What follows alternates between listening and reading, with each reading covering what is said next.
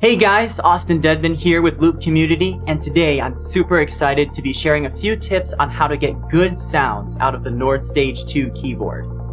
Now that kind of begs the question, what actually makes a sound good? So we're going to be going through that today, and we're going to be going through each section of the keyboard, and I'm going to be sharing some tips that I found to be useful, and I'm sure you'll find them useful too. Let's take a look at the piano section now. There are so many different options. We have clavinets, we have Rhodes, we have harpsichords, we have an upright, we have a grand sound. So many different options available to us. But I'm going to show you how to get a good, classic, down-home, upright piano sound. So let's get into that. So we're going to start by engaging the piano here, and I'm going to roll this back to -5 decibels. I like to have a little bit of headroom, just in case the band gets really loud, or there might be an iconic piano line that just needs to be more pronounced. So I like to have a little bit of extra room there. So we'll go ahead and put this at -5 decibels. And let's go ahead and get this upright piano going. You can select different models by hitting the Dynamics button, or the Model button in this case.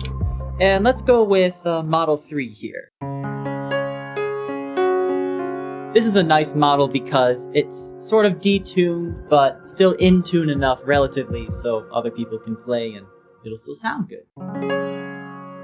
The first thing I'm going to do actually is go over to the compressor here, and I'm going to put that at a value of, let's go 6.2. This will allow us to play softly and still have a nice warm sound, and it'll allow the volume to maintain more of a consistent level, so that way the singer, or whether you're accompanying yourself, you'll still be able to have a good amount of volume to back them up. Let's go ahead and go to the Stage 1 reverb. This is sort of like the medium length reverb on the keyboard, but it still has more of a dark quality to it. And we're not going to have this swimming in verb. We're going to maybe set it at 4.3.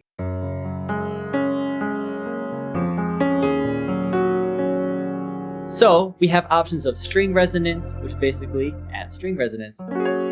Nothing super crazy there. We also can add pedal noise by holding down Shift and hitting this same string resonance button. What's also really cool is that we can hit the Dynamics button here, and while holding Shift, we can change the dynamic level. Basically what that'll do is it'll adjust the velocity curve, so it won't take very much energy now to get a nice bright sound. But if we put the dynamic level from 3 back to 0, we have more of an even velocity curve.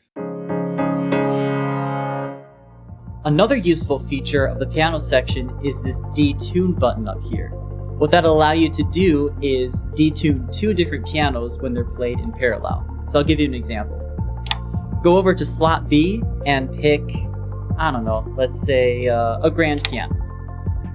Now, while holding down the slot B button, push the slot A button, and now both layers will be going at the same time. So as you can tell, we have 2 pianos playing at the same time.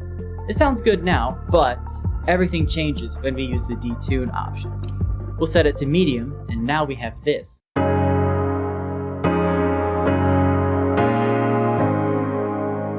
This can be very useful for songs such as Reckless Love, where you want just a little bit more character.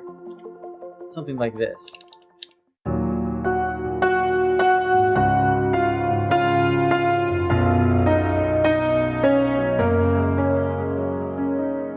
Without the detune, it'll sound simply like this.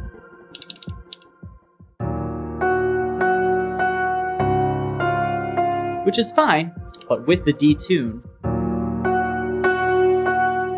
just gives it a little bit more character.